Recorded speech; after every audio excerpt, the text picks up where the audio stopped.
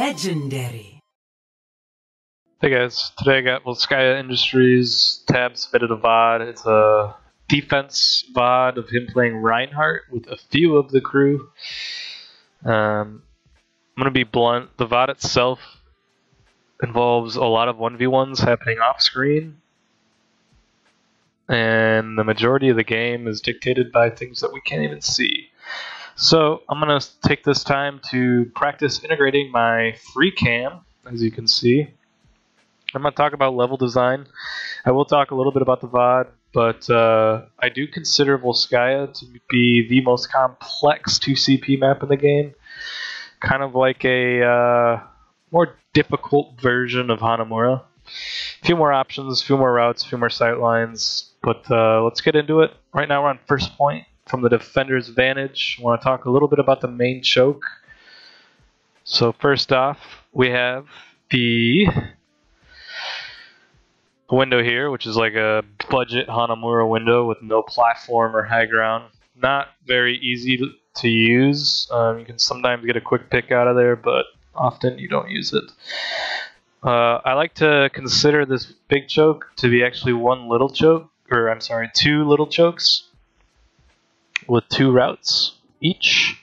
You can either take the flank route or the direct route. Then we also have the wide flank, which you all know about. Only certain heroes can access it, but it is an important factor to consider when defending this map. Let's see. A little bit about the attack routes that I mentioned.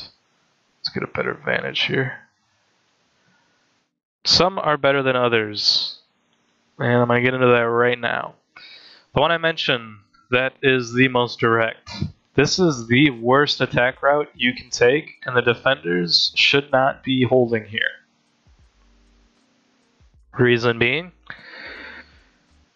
there is like no cover anywhere. Nowhere. There's literally no cover. This is the most open part of first point, and it's just riddled with vulnerabilities. It's hard to hold here and it's hard to attack here. You have multiple sight lines from the defending team, which has also got high ground here and high ground here. And it's not good for defense too. You have nothing to hide behind. You're just kind of holding this point here. There's a lot better places to hold on this map. So try not to ever use this route. The flanks are the best, most optimal ways to go, which we need to work on doing more often. This is a good brute force way to go.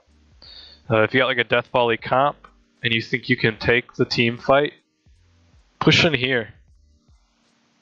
You got cover, you got rooms to work with, you got high ground to access.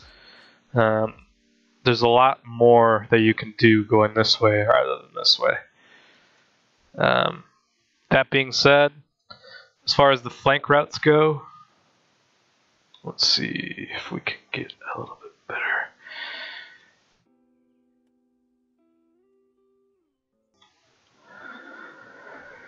So this flank route's good. The anxiety that people get about it is getting caught up in this choke. If you want to be really pro about it, and we can try this sometime, is we get one flank hero or just one hero that can clear the gap in the back here. If we have like a DPS hero that can do that, what we can do is send our 5 to the choke and send our 1 hero or 2 across the side flank here, then have them come all the way up to this high ground and position here, or get ready to position here rather. So once your team decides to move into the choke, the defending team will pivot almost always either into the choke or they'll pivot this way, right? So this is where most of the attacker's anxiety comes from, is this tiny door, which is understandably scary to come out of if you are too slow to move. So if you send 1 or 2 flankers up here to secure the high ground, then you relieve pressure and create space for your team to move through, as well as push the defending team back in their respective directions. Because like if anyone rushes here to try and secure a couple kills, and you guys just pop up here, you'll be able to kill them easy. Like a soldier or something. I mean, what can get across the high ground? You know, you got Pharah, you got D.Va, Doomfist, Tracer, Genji. I know I'm probably missing a few. But it's all about creating space. This obviously creates a lot, or requires a lot of coordination, but this is just something to get your mind going. You can create a shitload of space by using this flank on the side. Just remember that. To give you a better visual of that, I want to talk about why it's not good to hold the main choke.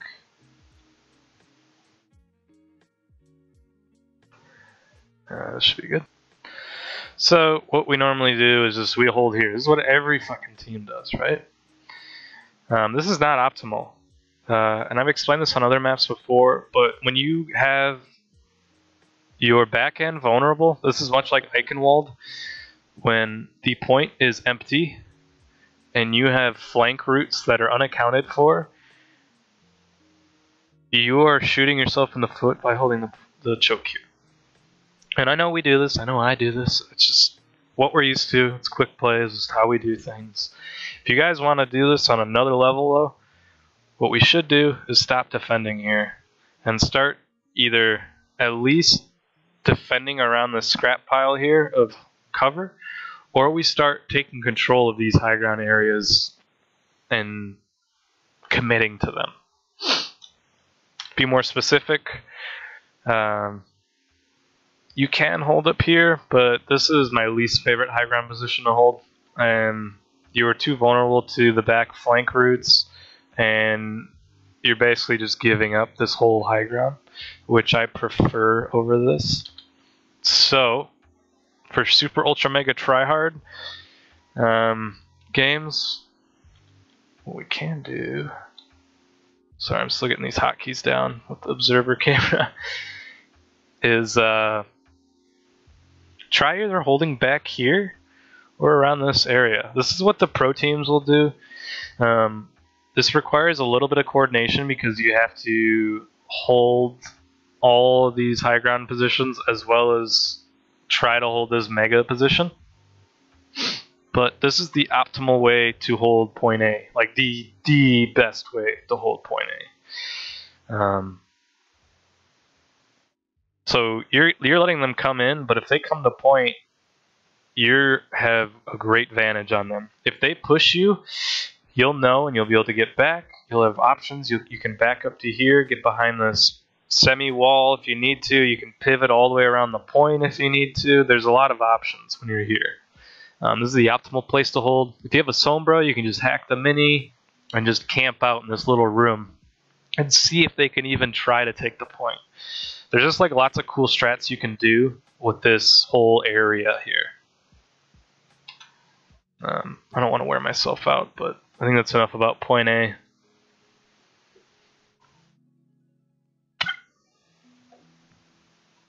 All right. And then there's one last thing I want to mention. And this has to do with shield placement. And this pertains to any choke on any map. This is just standard stuff, which I noticed that sometimes we fall victim to. And what it is where we hold our Rhine or Orisa shield. So the attacking team is going to be coming from here or from here. Usually the spam occurs in this sort of trajectory, this sort of direction, right? The enemy spam. So if your shield is like this, let's just say this is a Rhine shield. This is like the most forward you can hold your Rhine shield, right? So you're covering your team, which is fine, but let's think about this.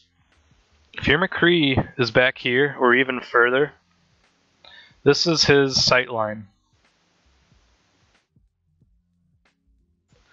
Okay? Not even, that's generous. This is his sight line. This is the shit that he can see right now. What is it? he can see up to this wall and down to this entrance. So he can't see either of the characters that are spamming this wide open shield right now. So not only is your McCree getting 0 value from you holding your shield here, but your shield is going down as you're doing it. They're just spamming it for free. You're literally just giving them your shield, right? We're not getting any value. So what's optimal is move the shield back. Get back into the choke so that these spammers have to move in to get a sight line. Once they move in to get a sight line on the barrier, then your DPS will have a better view of them. Hope that made sense. I know I scribbled a lot. Cool. So let's hop into this guy right here. Oh, perfect. I froze the frame just to give you kind of an idea. This is the actual VOD, and you can see Tab has the shield all the way in front here, and he is getting worked with Roadhog pellets. Roadhog is like the shield breaking king. Not counting Bastion, of course. But not only is just Terrafin up here, embarrassed, but your McCree is way back here, and you're holding a shield for literally no reason. And watch your shield go down. You just got scattered. Shield's pretty much gone. And you guys haven't killed anything. You guys have hardly even shot anything. Your shield's already gone. So, 2 things happen there. Your shield's almost gone, right? Your team needs to back up. What your team does is back out into the open. You can't possibly cover your entire team. Varus gets hooked. Since you don't have a shield, you just die, and since you don't have cover, you have nowhere to be. So there it is. Varus and you are dead already. And that is a I'll turn it down a little. That is like the types of mistakes that cause you to lose CP maps on defense. It's so easy to be punished on 2 CP. So it's like things like these are good to know.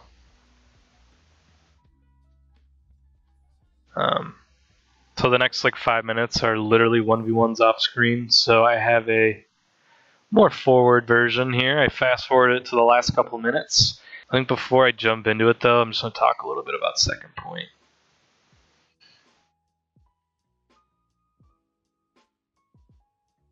So second point, Volskaya. So we have main. Everyone knows main. Everyone is guilty of going main over and over and over again. I'm guilty of it too. There are more options than main.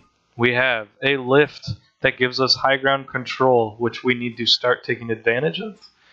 We also have a flank route, which is covered by by 1 high wall and the high ground, which we can control. There is an additional flank route, which involves taking the lift all the way into the back of their base, which gives you also access to high ground. If you are able to make it into main, you can take the deathmatch death route, which we always take, or you can take either flank. I guess that's not really a flank, I'm tripping. Disregard that one. Anyways, so those are the attacking options. Let's get a better view, and then I'll kind of talk about what's good and what's bad.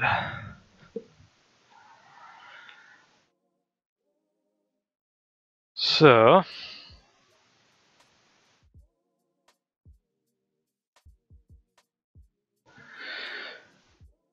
the reason I say we need to start taking this is because we don't do this enough.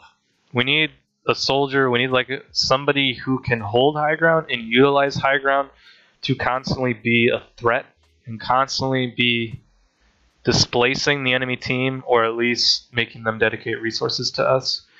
Because a lot of enemy teams, they'll just hold the choke, or if they're feeling really frisky, they'll start pushing out, to here.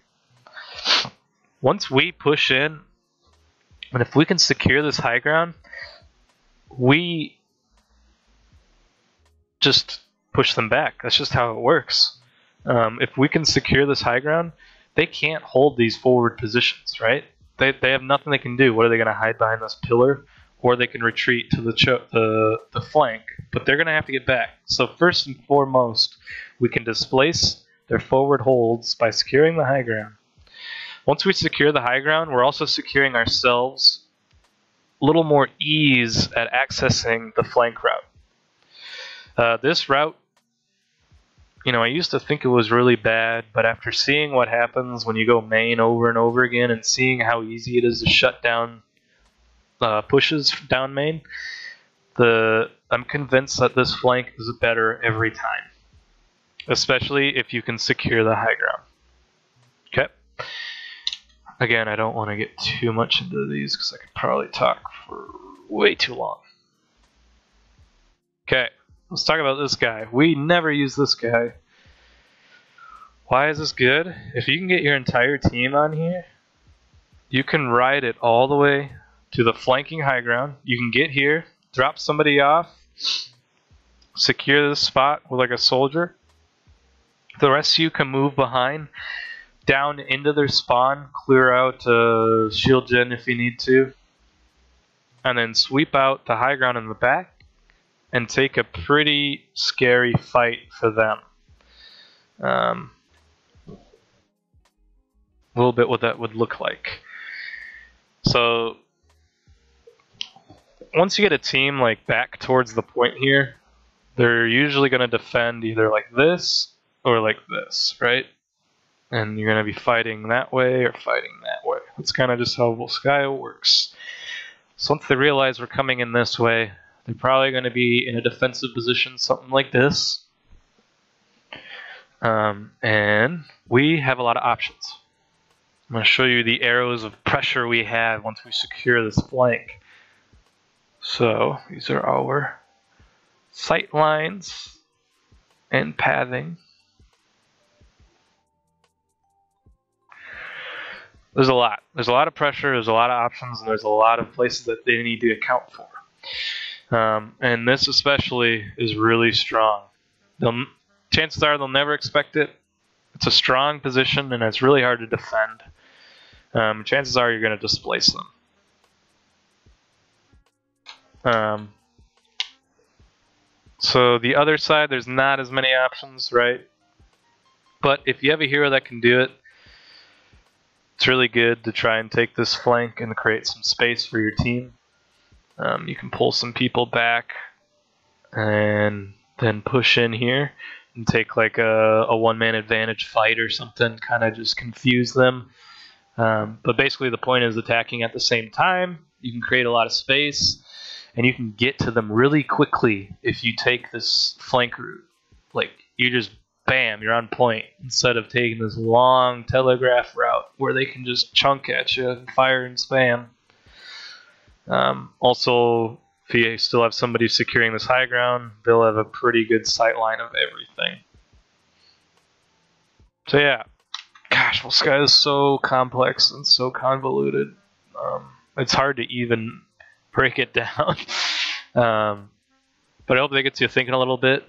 Going main is just not good. We need to cut that bad habit as much as we can. It requires coordination and teamwork, and everyone needs to be communicating, but I am convinced that pretty much every other attack route is better. You should have a pretty good idea defensively of what you need to do based on what I've just talked about.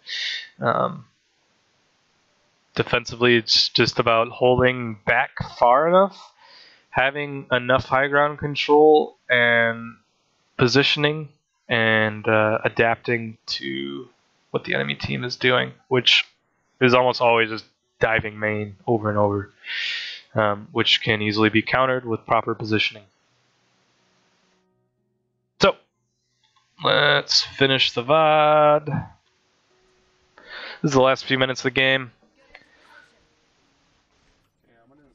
You can see the remnants of all these 1v1s. See, everyone is up. Everyone is up past tab just fucking doing whatever the hell they want. That's why I didn't want to like really review it.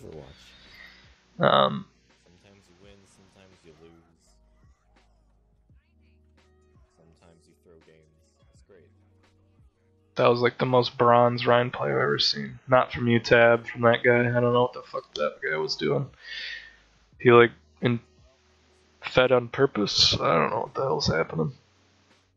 This game is so weird. I watched it like 3 times and I still don't really understand it. The 2 randoms just like leave the point and kill the enemy over and over and over and over again until like right here.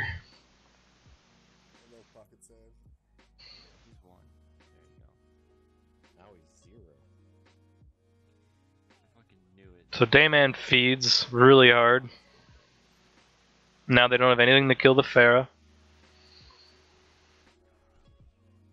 Terrapin kind of feeds. I mean, he was around the Rhine shield, but he went in front of it, and he should have been way far behind, especially Zen.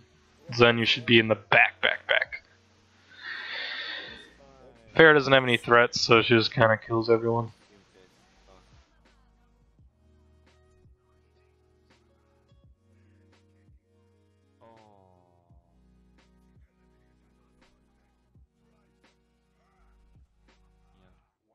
That's unfortunate. So yeah, Tab, I'm sorry I didn't analyze your Rhine play. I think you had a pretty good game, but the game itself was just you standing on point with no action. There was like no team fights. But I did want to talk about how you guys lost the points. I wanted to talk about the attack routes and the way the map works a little bit. And this was a good excuse to do it. So yeah, thanks for watching, guys. I hope you like the little spectator game.